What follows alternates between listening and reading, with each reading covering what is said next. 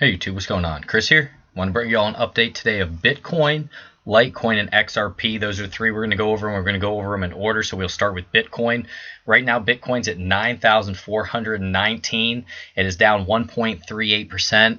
Guys, it is October 28th, 2019. It's 12:31 p.m. Eastern Time. So I want to put that out there in case you're watching this a little bit later. But there's some very interesting things taking place in Bitcoin right now. We have a nice back test going on.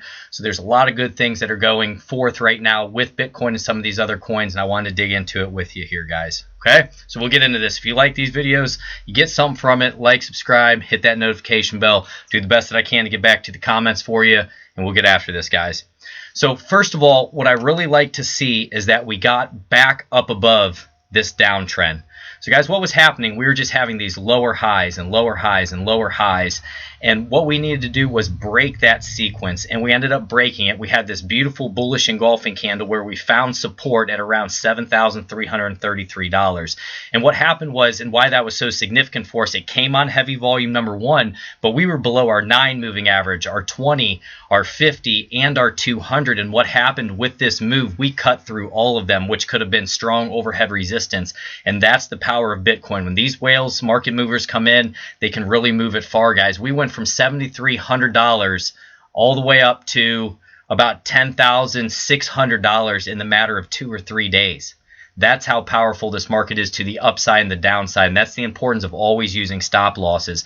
But what happened was we actually got up above this purple trend line, and we closed up above it. We had a very long wick, so there was a lot of profit taking. If you all can see this right here, there's a lot of profit taking, and what's happening now is basically we're back testing this purple trend line here. And what we want to do, we want to stay up above it, guys. We don't want to start dropping back below the 50 moving average, back below the 200-day moving average, because then that would show that we couldn't hold it. And basically this was just some whale manipulation where they're ramping it up, then they're going to rip it back out, and we end up going a lot lower.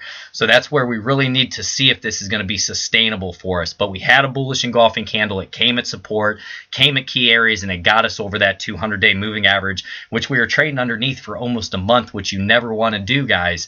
That's the thing. Whenever you're trapped below that 200-day moving average, it's very hard to get up above it. And Bitcoin did that, so that's significant. So what we're going to do, we're going to eliminate support and resistance areas as we talk about them. So we found support at 7,333. That was great. Now what I'm looking at, guys, is for us the next key area. If we do back test this and we get a nice bounce off this trend line, I want to see us take out this next high. It's going to be at 10,958.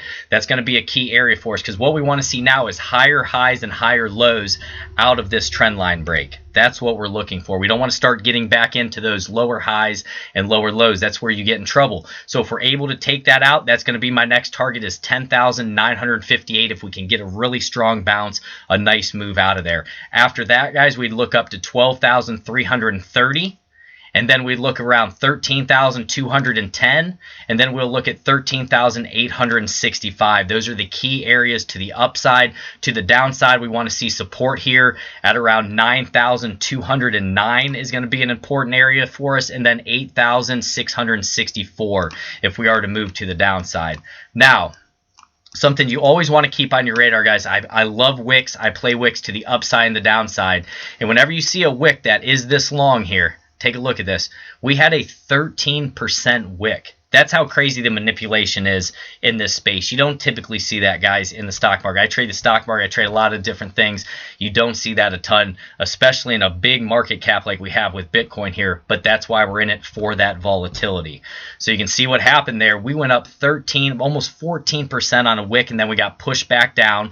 But what was nice is the previous day we ended up having a higher close. So that's why today it's important for Bitcoin. So you see we closed up above this purple trend line. That was good. And then the next candle we closed up above, so that was good. So we had 2 days up above it. And now what you're seeing is we're having another rejection here. So we tried to push up higher, and the bears are pushing us back down. And this is where I said we may back test this purple trend line before we may get another higher high. That's going to be the key for us. But what's happening is all these moving averages are converging now to the upside, and we want to treat them as support as we move to the upside here. But we're going to have to see where today's candle closes.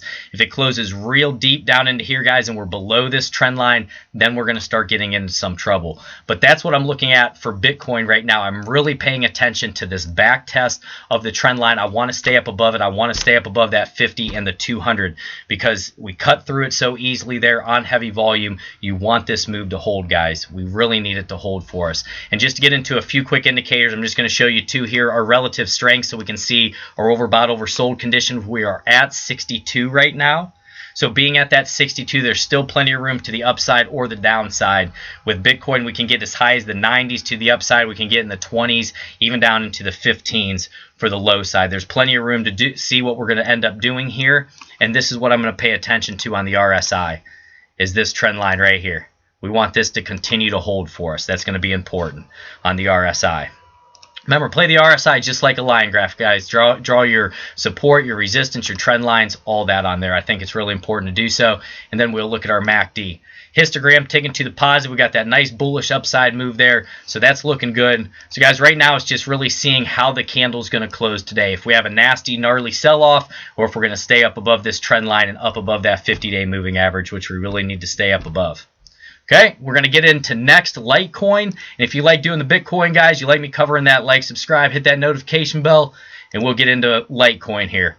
So Litecoin, what I did like about Litecoin was that we broke out of this downtrend. So you can see the green trend line that we were looking at. We had a bullish engulfing candle. We closed up above it. That was a really good thing.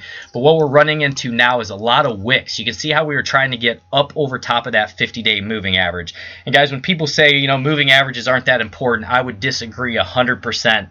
Because moving averages, as long as you're not moving sideways, if you're moving sideways, then they're not going to be that important for you. But they're going to show you that trend. And for right now, in terms of our intermediate and longer term trend, it's to the downside. Our shorter term trend, the 9 EMA, which is in orange here for us, and the 20 EMA, we are up above right now. So you're seeing a squeeze between the 20, the 9, and that 50. We're working right in between it. So I would anticipate some type of break fairly soon here, either to that upside or the downside. As you get squeezed between those, it's going to have to move somewhere, guys. And I'm hoping, and remember, hoping in this market is not something that you want to do. You don't want to hope.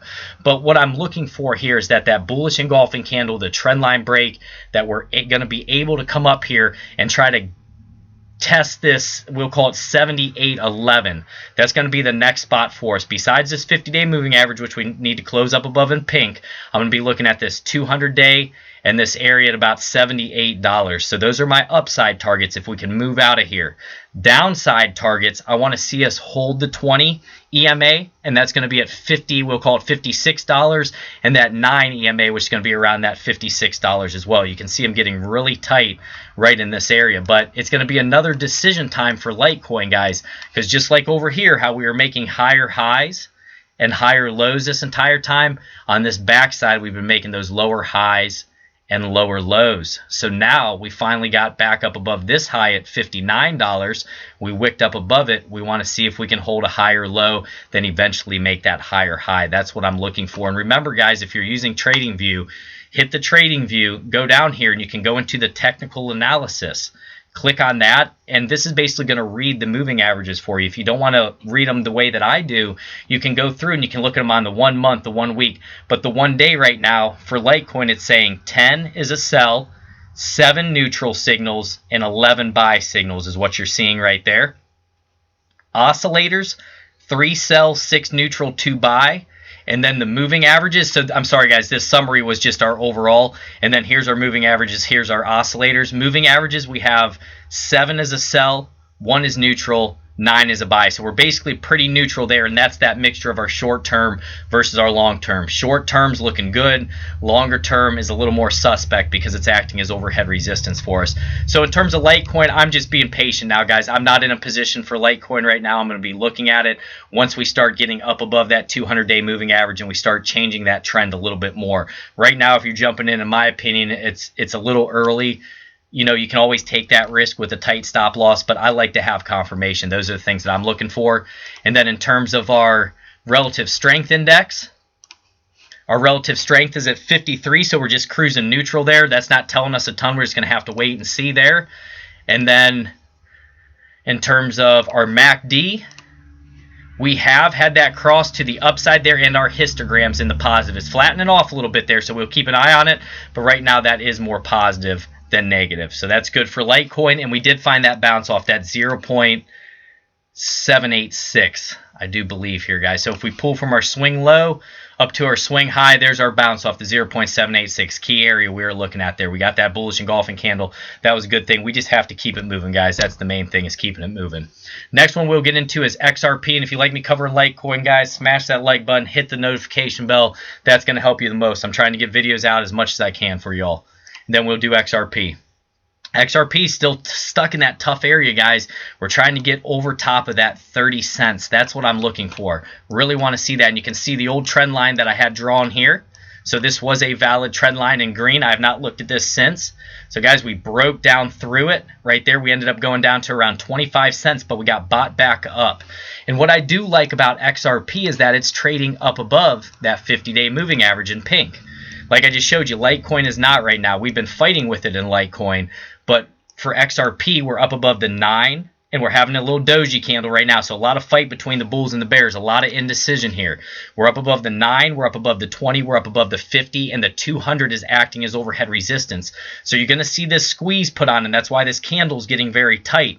We're going to wait to see if we can break out of this, guys, this 200-day moving average. And if we can break out of that area around 31 cents, we have the potential to run up to around 33 cents is going to be a target area, and then it's going to be up here all the way around that 40. So if we can get out of that 33, there could be a shot to run to 40 very fast because of how far and how fast and aggressively we fell here.